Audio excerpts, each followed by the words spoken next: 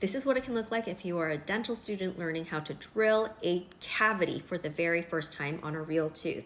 So dental students learn on plastic iron teeth, and then they will graduate to drilling on extracted teeth. These teeth were previously in people, but had to be extracted for whatever reason. In this case, probably because there was such a large cavity and the patient decided to take it out instead of save it. So now it is planted into this solid stone so that the dental student can see all the layers and depths of the tooth from this cross section.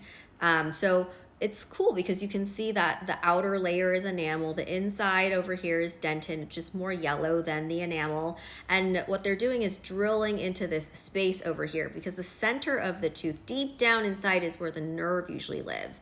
And yes, this tooth is going to need a root canal. So they're going through and doing a root canal, practicing that too.